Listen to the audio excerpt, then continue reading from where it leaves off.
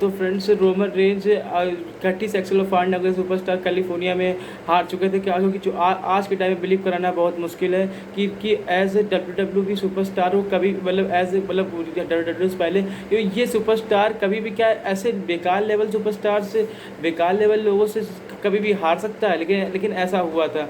आज का कैरेक्टर बहुत बढ़िया है। आज वो मतलब ऐसा नहीं मैं कह रहा हूँ कि मतलब कि हमेशा से रोमन रेंज भाग जाता, लेकिन जब वो दिक्कत में होता तो उनका एक जो चेला है जे यूसो, वो आके हमेशा बजाता है। अभी तो चल रहा है एनीबडी बीच जे यूसो की, जे यूसो जो आया है वो कह रहा है, जिमी यूसो जो आया है वो कह रहा है कि मैं इसका मतलब मैं इसके अंडर में काम नहीं करूँगा, मैं अपना एक सिंगल सुपरस्टार बनना चाहता हूँ। जिमी यूसो जो है इस समय, तो देखते हैं क्या इन लोग की फ्लूड आगे बढ़ पाती है कि नहीं। तो फ्रेंड्स इनकी तो सब शुरुआत इन्होंने 2012 में फ्रेंड्स की थी। 2012 में शील्ड का पार्ट थे। 2012 के बाद 2013 तक शील्ड में रहे, शील्ड में रहे। 2014 में अलग हो गए। तो सेथ रॉलिंस ने दोनों ही बड़ी डीन एम्ब्रोस रोमन ने ऊपर चेयर शॉट से अटैक किया और वो एज ए हिल सुपरस्टार बने। उनका करियर और बहुत जल्दी बहुत आगे निकल गया। उसके बाद फ्रेंड्स ये जो सेथ रोमन रेंज थे, वो जो रोमन रेंज थे वो डीन एम्ब्रोस के साथ as a tag team partner काम करने लगे। बडी थे उसके पहले कार्ट ने एज ए रोमन रेंज पहले भी टैग टीम पार्टनर रह चुके थे सेथ रॉलिंस के साथ, उन्होंने tag team champion Roman single superstar उसके पास बुक करने जाने लगे।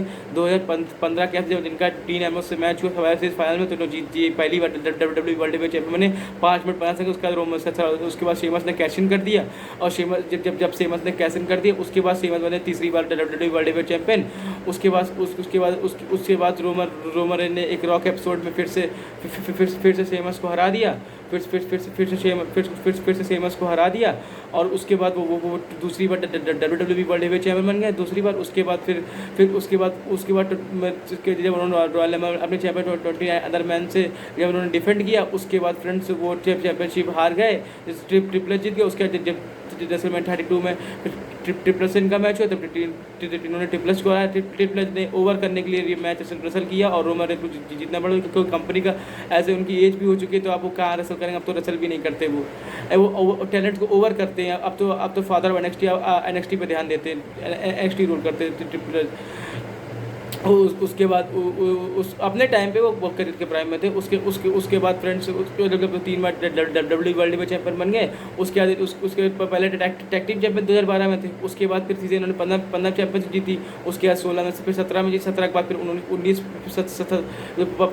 15 में जीती। फिर 16 में 2 बार जीती, 3 बार वर्ल्ड में चैंपियन।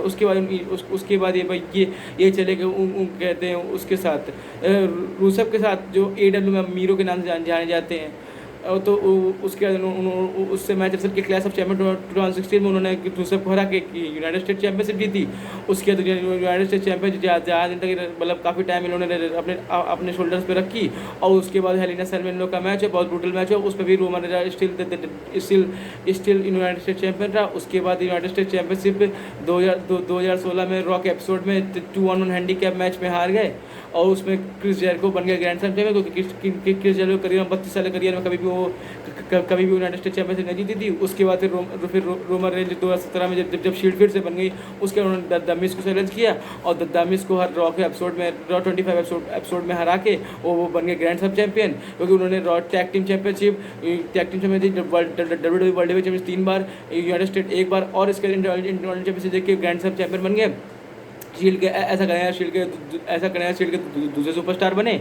उसके बाद इन्होंने इंटरकॉन्टिनेंटल चैंपियनशिप काफ़ी टाइम ने पास रखी। उसके अगले रॉ 25 एपिसोड में इन्होंने चैंपियनशिप हार गए उससे दमिश से। और उसके बाद दोबारा चैंपियनशिप कभी नहीं ले पाए।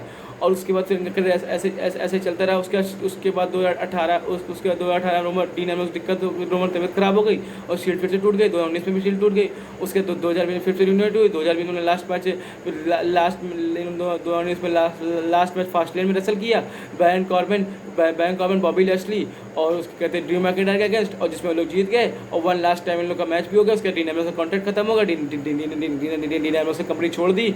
और देखते हैं इन फ्यूचर कभी देखते क्या ये लोग कभी दोबारा द शील्ड बनेंगे। मेरे ओपिनियन तो कभी बन जाए तो जब मेरे में ऑल टाइम फेवरेट फैक्शन थी। देखते हैं आप लोग क्या नीचे कमेंट डाउन जो बताएं।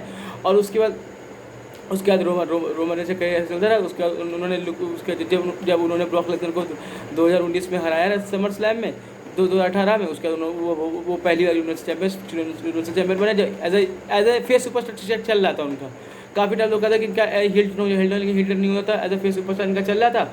और उसके बाद जब एज ए फेस सुपरस्टार इनका रन खत्म हुआ, उसके बाद लुकीमिया ब्लड कैंसर हो गया, तो चैंपियनशिप को रिलिंक्विश करनी पड़ी। जब चैंपियनशिप इन्होंने रिलिंक्विश की, उसके बाद जब उसके क्राउन ज्वेल मैच हुआ, उसको ब्रॉक लेसनर जीत गए। उसके बाद Roman Reigns one last time जब आखिरी बार आए लुकीमिया से कम बैक करके, तब जब शील्ड में लास्ट मैच रेसल किए WWE में। और उसके बाद फिर रोमन रेंज चले गए। उसके बाद ऐसा हुआ कि उसके बाद जब पे बैक 2019 में इनका हिल्टन हुआ, और जब ये अपने आप को डायरेक्ट टीम मैच में एंटर कर लिया इन्होंने। और पे बैक में द फील्ड ब्रॉन्ज में बनाकर और दूसरी बार यूनिवर्सल चैंपियनशिप जीती। और अभी भी वो यूनिवर्सल चैंपियन है। और टोटल कंबाइंड रेट इनका 304 दिन का हो चुका है, पहली चैंपियनशिप। और दूसरी में पहले चैंपियन 168 दी थी, और आज चैंपियनशिप पता नहीं 154 शायद हो गए, मतलब 204 दिन कुछ हो गए हैं इनके।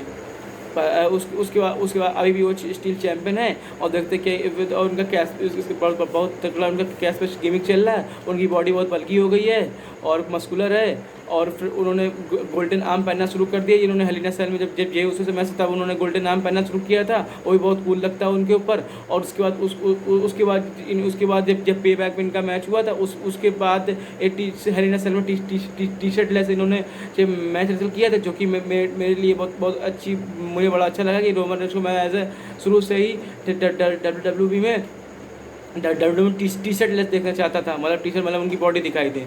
और उसके बाद इन्होंने आप भी वो बिना टी शर्ट के रेसल करते। उन्होंने कहा था मैं टाइट्स में रेसल किया, टाइट्स में जब NXT में थे, NXT से पहले फोल्डर रेसलिंग में थे, तब वो रेसल करते थे, तब रेसल करते। अब वो रेसल करते सब भाई, बंदे का अपना मन भी तो होता है।